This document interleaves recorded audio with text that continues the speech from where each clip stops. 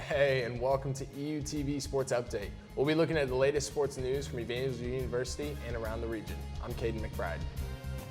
We'll also look at college games across the nation and check out the latest happenings in professional sports. I'm Elijah Van Netta, and this is Sports Update on EUTV.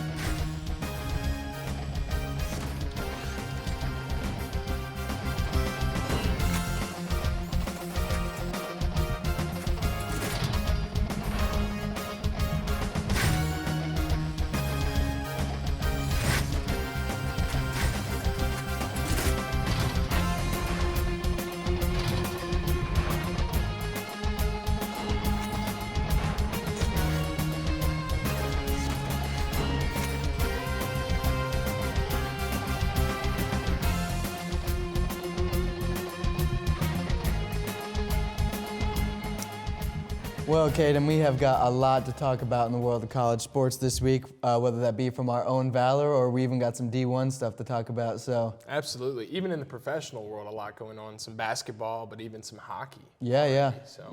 I say let's hop right into it. Absolutely. On Saturday, Evangel hosted the Last Dance in the historic Ashcroft Center. The Valor men's basketball went against the nationally ranked Oklahoma Wesleyan Eagles. The game was opened up strong by both teams trading baskets, leading to a tied score of 28-28. The Eagles went on a 13-5 run over the Valor, their largest lead of the afternoon, leading 41-33. The Valor managed to get into their game, going on a 4-0 run at the end of the half with free throws from Enrique Alvarado and a basket from Jace Coffey. Josh Pritchett started the second half strong by hitting 3 consecutive three-pointers, pushing the Valor to a 46-43 lead over the Eagles. Enrique Alvarado contributed more baskets, leading to a 7-point lead for the Valor. The Eagles quickly responded and reclaimed their lead, 68-67. The Valor decided to turn up the heat after this and operate as a very efficient offense, forcing Eagle turnovers and reclaiming their lead. The Valor ran down the clock and scored a tough 2-point basket from Jace Coffey. Josh Pritchett managed to get the ball and find Josh Mason wide open for a layup to end the game. The Valor finished their last dance in the Ashcroft Center with an 80-74 win over the Oklahoma Wesleyan Eagles. Valor women's basketball also played in the Ashcroft on Saturday for the Last Dance. They played against the Oklahoma Wesleyan Eagles, and things were looking rough at halftime as the Eagles were leading 43-36 due to some good defense against our Valor.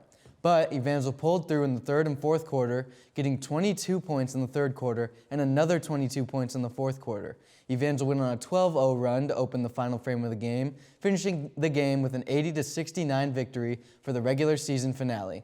Carson Dillard led Evangel, scoring 23 points during this game.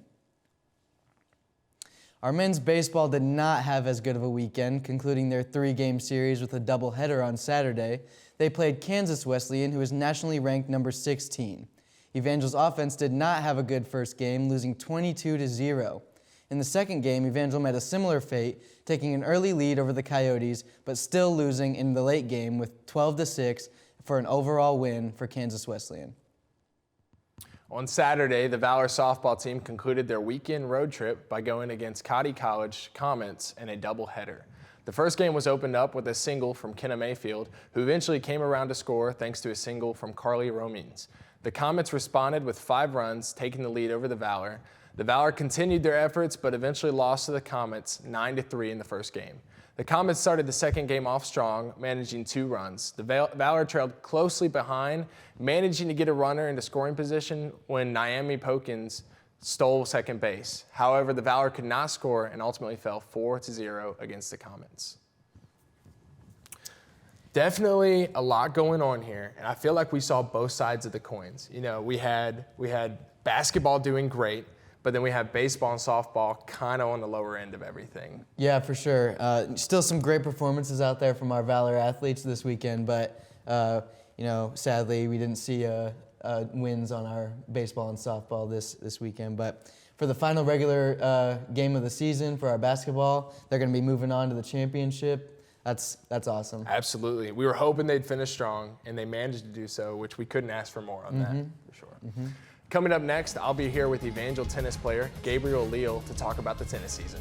And later, we'll look at some of the most significant college games from the weekend and take a look at the NBA. We will be right back.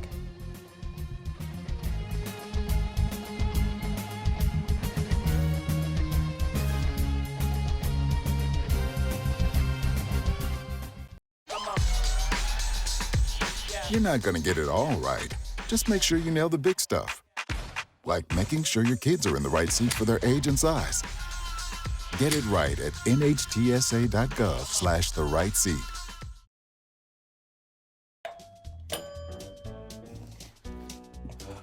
What a disaster. You're a disaster.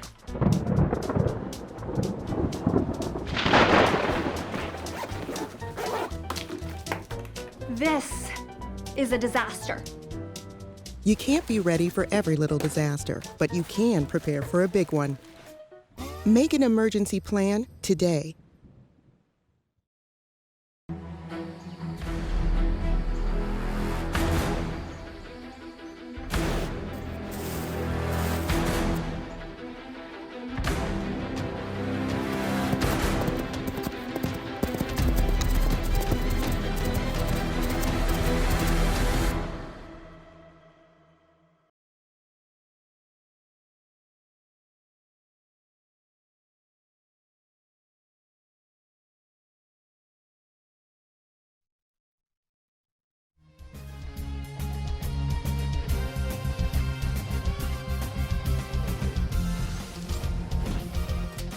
Welcome back. I'm here with Evangel tennis player Gabriel Leal. Gabe, thank you so much for being here with us today. Yeah, thank you for having me here. Of course.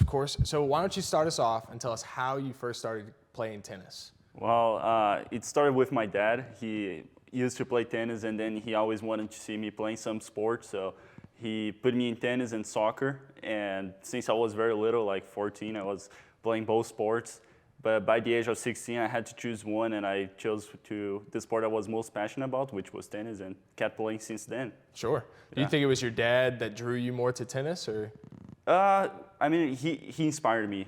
Sure. He gave me the inspiration, but I think I had more of the desire to play, and then that just launched me to where I am right here. Yeah, and you played all the way up to college now, and you're still playing. How did you find yourself playing at Evangel?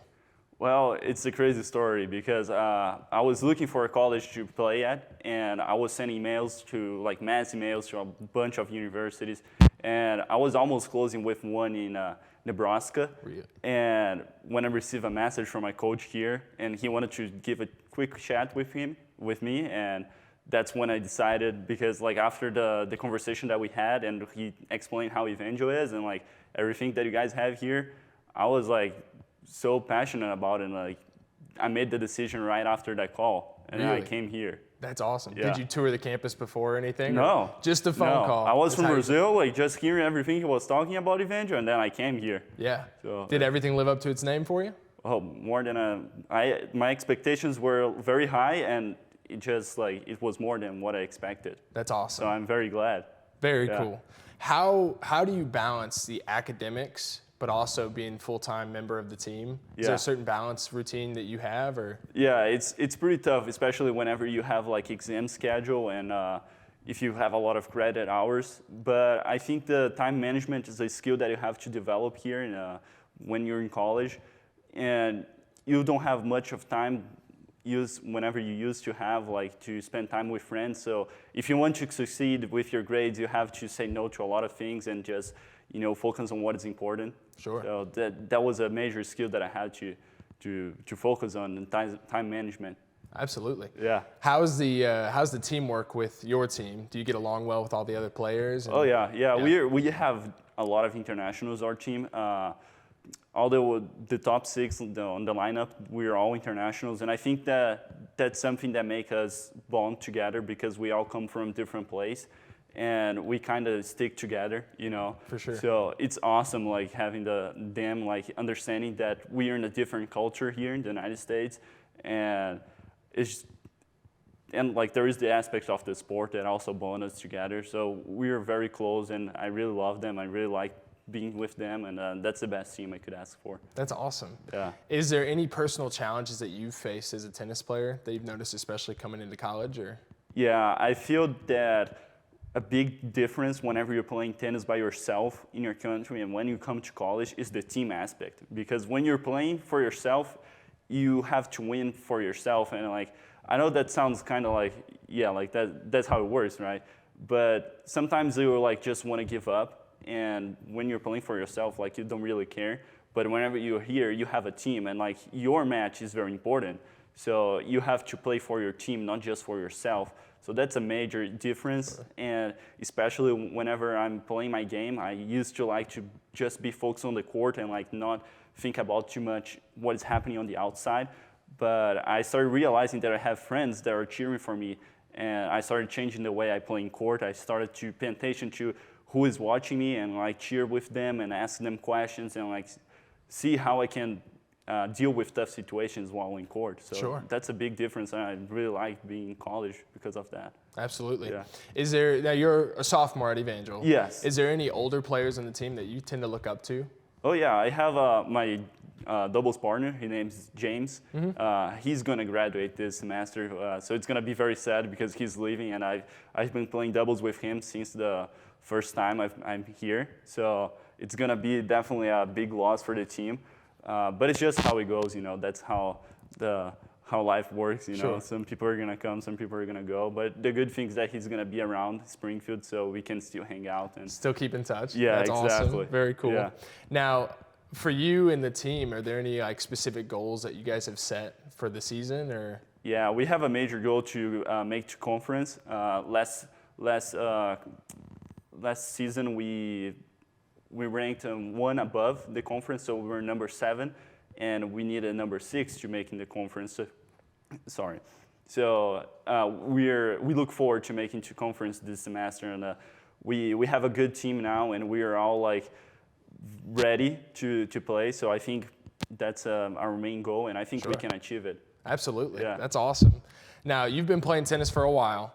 So is there anything that you've done to keep yourself motivated and not burn out in the sport?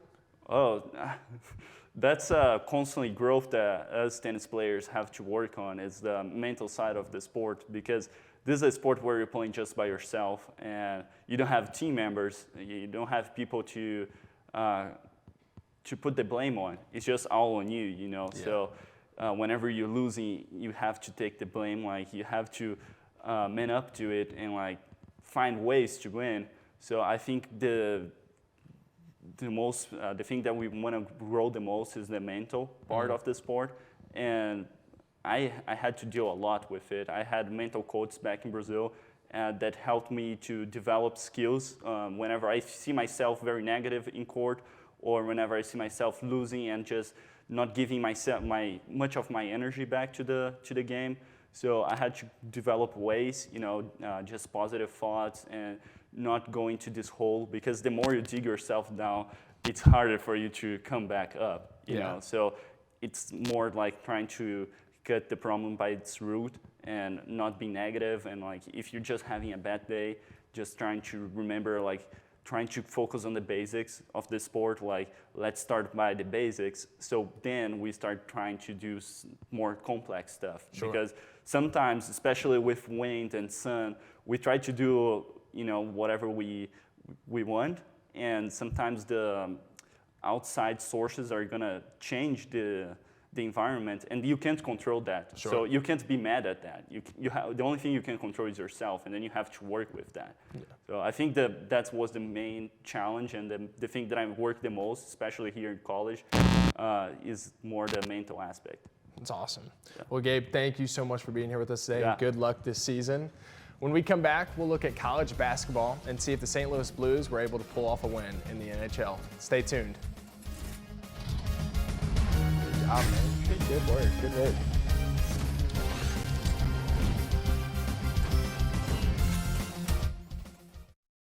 Severe weather can strike anytime, anywhere, but there's a simple way to stay safe. Hey, Jim Cantore here. I stay safe in dangerous weather by planning ahead. You can stay safe too with a few easy steps. Build an inexpensive kit with supplies for your family's needs. Write down important information like phone numbers and medications. Always talk with your family, and remember any pets in your planning. Be ready, be safe. Start your plan today at ready.gov/plan. My biggest fear in the middle of my addiction was that I would never be able to get over it and that my kids wouldn't have a father. I started thinking, you know what? This isn't my story. For the longest time, fear held me back from ultimately being who I wanted to. I had to become a better man to be a better father.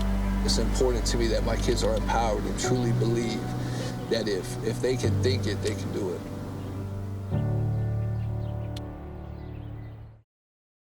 There is a road laid out for me. First night here, but Amy seems cool.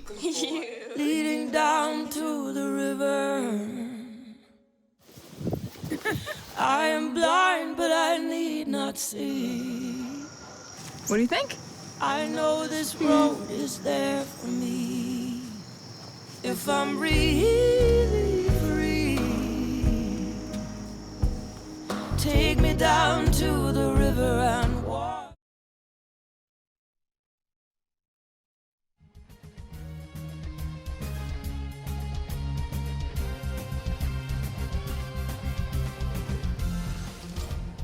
On Saturday, Duke went against Wake Forest, each team hoping to take a major step toward earning an NCAA tournament bid.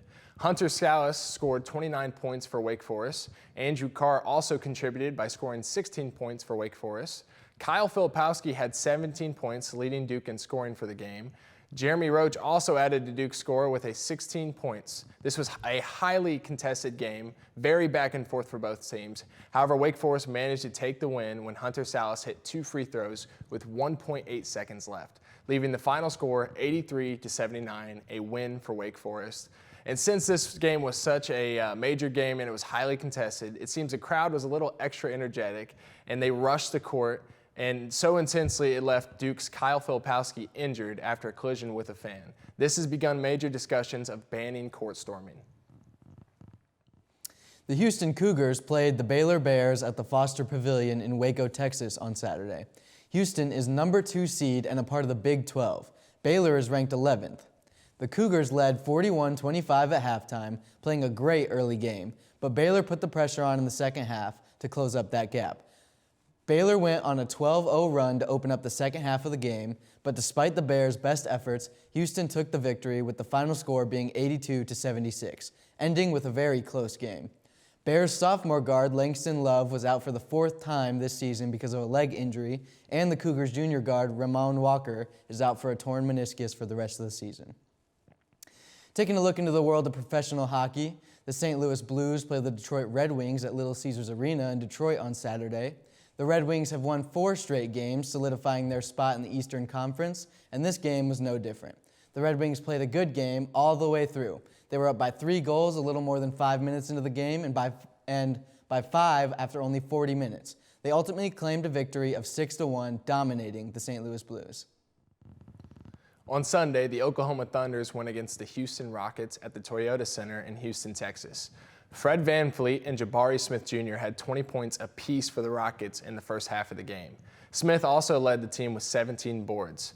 Alperen Sengun contributed 19 points and 12 rebounds for the Rockets. The Thunder fought back and managed a 4-point lead to start the fourth.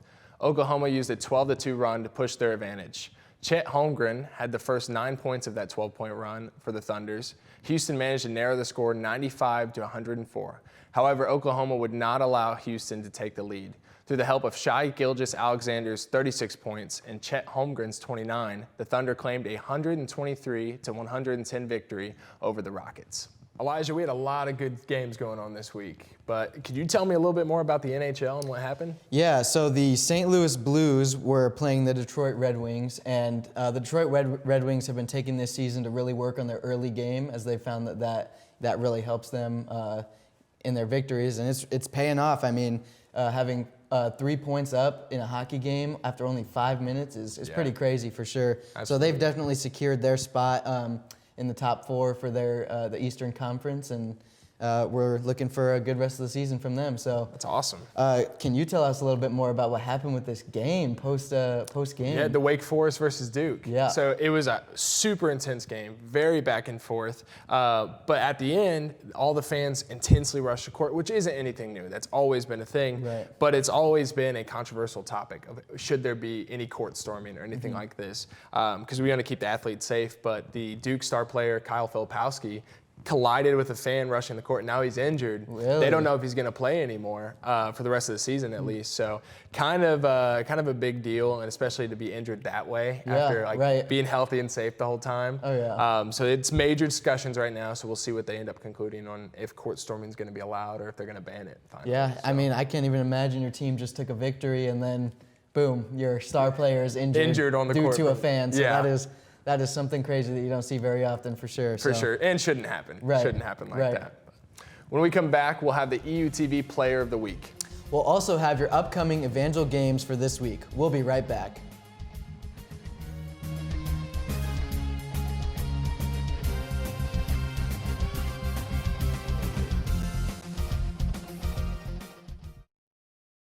When times get dark, we can't see the help that's all around us. Let 211 be your guiding light for help with food, healthcare, and other resources. 211, how can I help you? Call 211 or visit 211.org. 211, get connected, get help.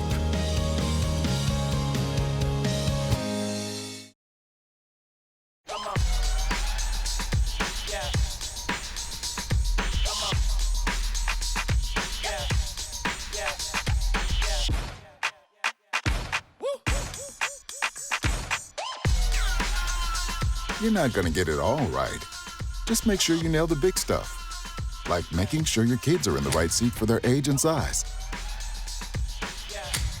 Get it right at nhtsa.gov/the-right seat.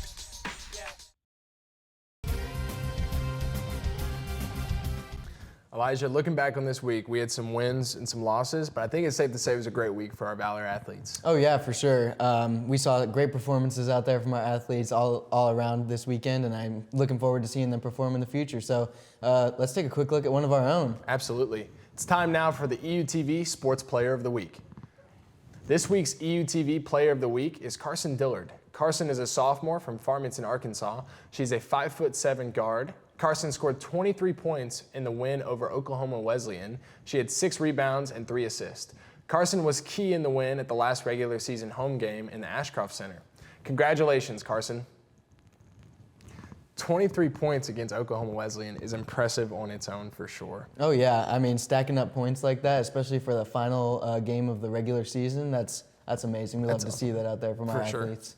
Well, and this isn't the only time we've mentioned Carson on this show. She seems to be doing a great job on the court all around. Yeah, not even the first time this season. So multiple times in one season as Player of the Week, that's an accomplishment. So for sure.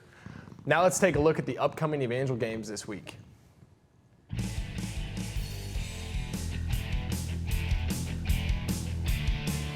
Men's basketball will be competing against Kansas Wesleyan in the KCAC Conference Tournament on Thursday. Our women's basketball will also be participating in the KCAC Conference Tournament versus St. Mary in Salina, Kansas. Men and women's tennis will be competing against Baker University in Siloam Springs, Arkansas on Saturday, March 2nd. Valor baseball will be competing on Friday and Saturday against Bethany College in Lindsborg, Kansas. Softball will be competing Saturday, March 2nd against University of Minnesota at home and against Mission University at home. And on Sunday, they'll be competing against Culver Stockton College and Mission University again. Men's and women's track and field will be competing for the NAIA Indoor National Championships in Brookings, South Dakota on Friday, March 1st. Go Valor!